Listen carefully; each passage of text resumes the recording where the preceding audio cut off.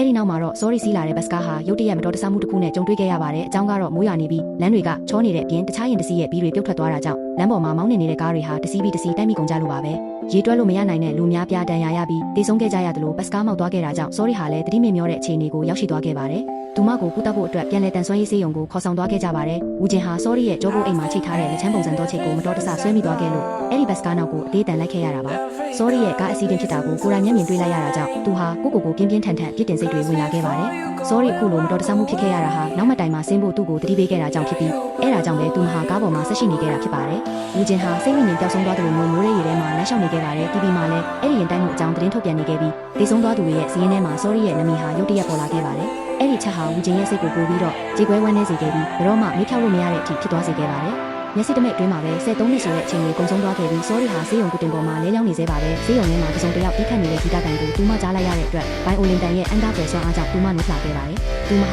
ာအချိန်တော်ကြာတတိမြင့်မျောနေခဲ့တာကြောင့်သူမရဲ့မျက်နှာဟာအသက်19နှစ်အရွယ်မှာပဲရက်တက်နေခဲ့ပါတယ်။သူမကိုသူမမှန်ထဲမှာအသက်30အရွယ်မိသမီးတစ်ယောက်ဖြစ်မြင်လိုက်ရတဲ့အခါသူမရဲ့မျက်စိကိုယ်တိုင်တောင်မယုံနိုင်အောင်ဖြစ်ခဲ့ရပါတယ်။ဆေးရုံကဒီနာပြုကအမှန်တရားအလုံးကိုပြောပြလိုက်ပြီးတဲ့နောက်သူမတယောက်တည်းရှိနေချိန်မှာတော့ဝမ်းနည်းစိတ်ကိုမထိန်နိုင်ပဲငိုကြွေးလိုက်ပါတော့လေ။ပိုပြီးဝမ်းနည်းစရာကောင်းတာကတော့တတိယလာပြီးနောက်မှာ sorry ဟာသူမရဲ့မိသားစုရင်းနှီးတဲ့သူငယ်ချင်းတွေနဲ့အဆက်အသွယ်အားလုံးပြတ်တောက်သွားခဲ့ရခြင်းပါပဲ။ပြန်လည်တန်ဆွမ်းရေးကုသမှုတွေပြီးဆုံးသွားတဲ့အခါမှာတော့သူမဟာတော်လေးနဲ့ဦးလေးတို့ကိုရှာဖို့အိမ်ပြန်ဖို့ဆုံးဖြတ်ခဲ့ပါတယ်။ဒါပေမဲ့သူမအရင်ကနေခဲ့တဲ့အိမ်ကိုခက်ခဲများစွာနဲ့ရှာဖွေပြီးတဲ့နောက်တကားလာဖွင့်ပေးတဲ့သူဟာသူစိမ်းအိမ်ထင်းမျိုးသမီးတူဖြစ်နေတာကိုတွေ့လိုက်ရပါတယ်။သူမဟာအဲ့ဒီအိမ်ရဲ့သူဖြစ်ကြောင်းမိတ်ဆက်လိုက်ပြီးတဲ့နောက်မှာတော့အိမ်ထင်းမျိုးသမီးက sorry ကိုအိမ်ထဲပေးဝင်ခဲ့ပါတယ်။သူမအရင်ကမွေးထားတဲ့ခွေးလေးကလည်းသူမကိုနှုတ်ဆက်ဖို့ပြေးထွက်လာတဲ့အတွက် sorry ဟာတကယ်ကိုစိတ်လှုပ်ရှားဝမ်းသာသွားခဲ့ပါတယ်။ဒါပေမဲ့သူမရဲ့ခန္ဓာကိုယ်ကအပြေးအဝပြန်လည်ကောင်းမွန်လာခြင်းမရှိသေးတာကြောင့်ရုတ်တရက်တတိလေးလဲကျသွားခဲ့ပါတယ်။ဒါကိုမြင်တဲ့အခါမှာအိမ်ထင်းမျိုးသမီးက sorry ကိုနားယူဖို့အခန်းထဲပြစ်ချသွားခဲ့ပါတယ်။ဒါပေမဲ့တကယ်တမ်းတော့ဒီနေရာဟာသူမရဲ့အိမ်မဟုတ်တော့တာကြာပါပြီ။သူမရဲ့ဦးလေးဖြစ်သူကဝင်ခဲ့တဲ့နှစ်ပေါင်းများစွာကလေးကဒီအိမ်ကိုဦးကျင်ရဲ့မိဘတွေစီမံချခဲ့တာဖြစ်ပါတယ်။ပြီးတော့သူမရဲ့ခင်းဆောင်အိတ်တွေနဲ့ခွေးလေးကိုအပြင်ကိုပစ်ထုတ်လိုက်ပြီးကမန်းကရန်ထွက်ခွာသွားခဲ့ပါတယ်။ဒါကြောင့်တကယ်တော့ဒီအိမ်ဟာ sorry ဆေးရုံတက်နေရတဲ့73နှစ်တာကာလအတွင်းမှာဦးကျင်ရဲ့အိမ်ဖြစ်သွားခဲ့ပါပြီ။ဦးကျင်ဟာဒီဇိုင်နာတစ်ယောက်ဖြစ်လာခဲ့ပါတယ်။ဒါပေမဲ့သူကတဘာဝရောတောင်တွေထဲမှာရှင်တန်ရတာကိုသဘောကျတာကြောင့်တောတိုင်းနေရာတွေကိုမကြာခဏသွားလိရှိပါတယ်။ဒီချက်ကြောင့်ပဲဦးကျင်ဟာတကားဝကနေဝင်လာတဲ့အချိန်မှာလူတစ်ယောက်ကိုလန့်သေးသွားစေနိုင်တဲ့ရုပ်တွင်ပြင်းမျိုးဖြစ်နေတာပါ။တစ်ချိန်တည်းမှာပဲသူဟာပေကျိုးတစ်ချောင်းကိုအမြဲတမ်းဆောင်ထားလိရှိပါတယ်။တခါတလေမှာသူဟာသူ့ပတ်ဝန်းကျင်ကပစ္စည်းတွေရဲ့အရွယ်အစားကိုလိုက်လံတိုင်းတာနေတတ်ပါတယ်။ဒီလိုအမှုကျင့်ကြောင့်လူတ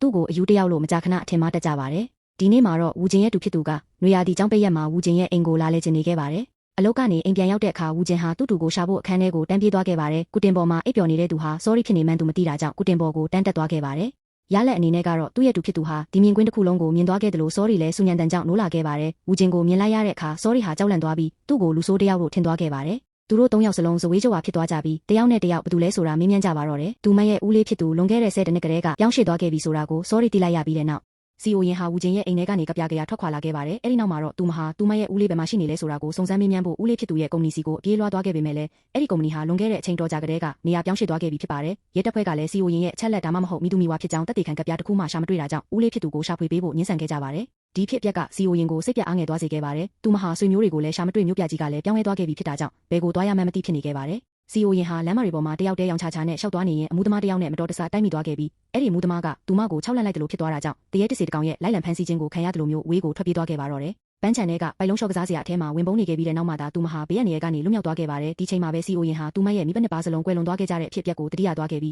ြီးနှလုံးမသားမယာဖြစ်မှုကိုမအောင်အင်းနိုင်တော့ပဲငိုကြွေးမိပါတော့တယ်။နှစ်ပေါင်းများစွာကြာပြီးတဲ့နောက်မှာတော့သူမဟာတစ်ခါပြန်ပြီးစွန့်ပစ်ခြင်းကိုခံလိုက်ရပြန်ပါပြီ။ဒါပေမဲ့လည်းဘာတွေပဲဖြစ်ပျက်ပါစေဘဝဆိုတာဆက်လျှောက်ရဦးမှာပါ။ပန်းချန်ထဲမှာတညတာအိတ်ဆက်ပြီးတဲ့နောက်မှာတော့စီအိုရင်ဟာသူမရဲ့အမေကသူမအတွက်ဝယ်ပေးခဲ့တဲ့ဘိုင်အိုလင်လေးကိုပြန်ယူဖို့အတွက်ဦးကျင်ရဲ့အိမ်ကိုသွားဖို့ဆုံးဖြတ်လိုက်ပါတယ်။ဒါပေမဲ့ပထမဆုံးကြုံတွေ့ရတဲ့ပြဿနာကတော့သူမရဲ့ဘိုက်ကစားလောင်နေလို့ဆန္ဒပြနေတာတော်ကြာနေပြီဖြစ်တာကြောင့်ပါပဲ။သူမဟာအလူတန်းလုပ်တဲ့ခက်မဲ့အစားအစာသွားတောင်းဖို့ပဲတက်နိုင်ပါတော့တယ်။ကံမကောင်းချင်တော့သူမရဲ့အလှည့်ရောက်တဲ့အချိန်မှာပဲထမင်းတွေအကုန်ကုန်သွားခဲ့ပါတယ်။စေတနာဝန်ထမ်းမျိုးသမီးတစ်ယောက်ကဇက်လိုက်မလေးတနာစရာကောင်းလောက်အောင်ဖြစ်နေတာကိုမြင်တွေ့သွားပြီးနောက်သူမကိုချောကလက်မုံတစ်ထုပ်ပေးခဲ့ပါတယ်။အခုချိန်မှာတော့စီအိုရင်အတွက်ဒီမုံလေးဟာယတနာတစ်ခုလိုတန်ဖိုးရှိနေပါတယ်။သူမဟာမုံကိုချက်ချင်းပဲမြေရီရှက်ရီစားပွဲဆင်ဖို့ပြင်လိုက်ပေမဲ့လည်းရုတ်တရက်လမ်းပေါ်မှာလဲကျနေတဲ့ကြော်ညာဆိုင်ဘုတ်တစ်ခုကိုလှမ်းမြင်လိုက်ရပါတယ်။ဒါကြောင့်စီအိုရင်ဟာမုံကိုခုံတန်းလျားပေါ်ခဏတင်ထားခဲ့ပြီးကြော်ညာဆိုင်ဘုတ်ကိုပြန်ထောင်ပေးဖို့သွားခဲ့ပါတယ်။အဲ့ဒီအချိန်မှာပဲဦးကျင်ကထိုလန်းကနေဖျက်လျှောက်လာခဲ့ပါတယ်။သူ့ရဲ့အလုပ်ကိုင်ဆိုင်ရာအလေးထောင်းကြီးကပြန်ပေါ်လာပြီးခုံတန်းလျားရဲ့အရွယ်စားကိုတေချာဂယုတစိုက်တိုင်းတာနေရင်းနဲ့ခုံပေါ်မှာတင်ထားတဲ့မုံပေါ်ကိုမတော်တဆထိုင်ချလိုက်မိပါတော့တယ်။အဲ့ဒီအချိန်မှာပဲစီအိုရင်ကအနားကိုရှောက်လာခဲ့ပေမဲ့မိမိရှိကချောမောလာပတဲ့အမျိုးသားဟာလွန်ခဲ့တဲ့ရက်ကသူမကိုနမ်းခဲ့တဲ့ဦးကျင်ပဲဖြစ်တယ်ဆိုတာကိုတော့သတိမထားမိခဲ့ပါဘူး။သူမရဲ့မုံကိုထိုမျိုးသားကထိုင်ပြလိုက်တာကိုမြင်လိုက်ရတဲ့အခါမှာတော့သူမဟာစိတ်ကုန်ကြမခံနိုင်တော့ပဲလုံးဝပောက်ကွဲသွားပါတော့တယ်။သူမရဲ့တုတ်ပြန်ပုံကဦးကျင်ကိုအလွန်အမင်းပြည့်ရှိတယ်လို့ခံစားရစေခဲ့ပြီးချောကလက်မုံတစ်ထုံနဲ့ပြန်ပြီးရော်ကြီးပေးဖို့သူပြင်ဆင်လိုက်ပါတယ်။ဒါပေမဲ့သူတို့နှစ်ယောက်မုံသွားဝယ်ဖို့လုံနေတော့မှပဲဦးကျင်ရဲ့ပေါင်းဘီကချောကလက်မုံတွေပေးချင်နေတာကြောင့်လမ်းသွားလမ်းလာတွေကသူ့ပေါင်းဘီမှာမစင်ပေးနေတာရဲ့လို့လက်ညှိုးထိုးပြီးအတင်းဖြင်းပြောဆိုနေကြပါတယ်။ ဇက်လိုက်မလေးစီအိုရင်ကဆက်ပြီးကြည့်မနေနိုင်တော့တာကြောင့်သူမရဲ့ကြားကင်းအင်ဂျီကိုအမြန်ချွတ်ပြီးဦးကျင်ရဲ့ခါမှာပတ်ပေးကဖုံးကွယ်ပေးလိုက်ပါတယ်ဒီလိုပြုလုပ်ပေးလိုက်တဲ့လုပ်ရက်ကဦးကျင်ကိုစိတ်လှုပ်ရှားပြီးအားနာသွားစေခဲ့ပါတယ်နောက်တစ်ခါမှာတော့စီအိုရင်ဟာဦးကျင်မုံသွားဝယ်တာကိုစောင့်ဆိုင်နေတော့မျိုးသမီးတယောက်ရှော့ချသွားတဲ့ပိုက်ဆံကိုမတော်တဆကောက်ရခဲ့ပါတယ်စိတ်ထားကောင်းတဲ့စီအိုရင်ကအဲ့ဒီမျိုးသမီးစီပိုက်ဆံပြန်ပေးဖို့နောက်ကနေလိုက်သွားခဲ့ပါတယ်ဒါပေမဲ့အဲ့ဒီအကြောင်းကြောင့်ပဲသူမဟာဦးကျင်နဲ့လူချင်းကဲသွားခဲ့ပြီးချောကလက်မုံစားခွင့်လည်းဆုံးရှုံးသွားခဲ့ရပါတယ်သူမဟာချမ်းတုံပြီးလမ်းမပေါ်မှာရှောက်ဝါခဲ့ပါတယ်ကားဂိတ်တစ်ခုရဲ့ခုံတန်းလျားပေါ်မှာထိုင်နေတော့စီအိုရင်ဟာလက်ထဲမှာပိုင်းအိုလင်ကိုကင်ထားတဲ့လက်ပါတဲ့မိန်းကလေးတယောက်ရဲ့ပိုစတာကိုလက်မြင်လိုက်ရပါတယ်ဒီပုံရိပ်ကတနေရာမှာယင်းနှိဘူးတလိုမျိုးခန်းစားရစေတာကြောင့်စီအိုရင်ကိုခိတ္တမြစဉ်းစားကန်းဝင်သွားစေခဲ့ပါတယ်အဲ့ဒီနောက်သူမဟာမတက်ရက်လိုက်ပြီးသူမရဲ့ပိုင်းအိုလင်ကိုပြန်သွားယူဖို့ဆုံးဖြတ်ချက်ချလိုက်ပါတယ်ဒါပေမဲ့သူမဟာဦးကျင်ရဲ့သူဖြစ်သူရဲ့အကူအညီနဲ့အိမ်ထဲကိုခိုးဝင်ခဲ့တာကြောင့်ဘီရိုစီကိုအလွယ်တကူပဲပြေးသွားနိုင်ခဲ့ပါတယ်ဒီအိမ်ကိုစီအိုရင်ရဲ့အဖေကိုယ်တိုင်အထူးဒီဇိုင်းဆွဲတိစောက်ခဲ့တာဖြစ်တဲ့အတွက်ပစ္စည်းအလုံးဟာတစ်ခုမှမပြောက်ပြတ်ပဲမူလအတိုင်းရှိနေခဲ့တာပါဒါကြောင့်လဲစီအိုရင်ဟာသူမရဲ့ပိုင်းအိုလင်ကိုအမြန်ဆုံးပြန်ရှာတွေ့သွားခဲ့ပါတယ်အခြားတစ်ဖက်မှာတော့စီအိုရင်နဲ့လူချင်းကွဲသွားခဲ့ပြီးတဲ့နောက်ဦးကျင်ဟာဒါရိုက်တာနဲ့အတူစင်မြင့်ဒီဇိုင်းကြောင်းဆွေးနွေးဖို့အတွက်စတူဒီယိုစီကိုတယောက်တည်းသွားခဲ့ရပါတယ်ဒါရိုက်တာကသူ့ရဲ့ဒီဇိုင်းကိုအလွန်မင်းချီးကျူးခဲ့ပြီးသူ့ကိုညက်စာတူစားဖို့အထူးဖိတ်ကြားခဲ့ပါတယ်ဒါပေမဲ့ခက်ထန်ထန်နေတတ်တဲ့ဦးကျင်ကတော့ဒါရိုက်တာရဲ့ဖိတ်ခေါ်မှုကိုညှင်းပယ်ဖို့တုံ့ဆိုင်မနေခဲ့ပါဘူးအဲ့ဒီနောက်မှာတော့သူဟာအိမ်တို့ကားမောင်းပြီးပြန်လာခဲ့ပါတော့တယ်ဦးကျင်ဟာသူ့ရဲ့ခွေးလေးနဲ့အတူအိမ်ကိုကားမောင်းပြီးပြန်လာခဲ့ပါတယ်လမ်းခုလက်မှာတော့ခွေးလေးဟာစီအိုရင်ကိုလက်မြင်လိုက်ရတာကြောင့်မရက်မနားဟောင်နေခဲ့ပေမဲ့ဦးကျင်ကတော့ဘာမှထူးခြားမှုမရှိဘူးလို့ပဲခန်းစားခဲ့ရပါတယ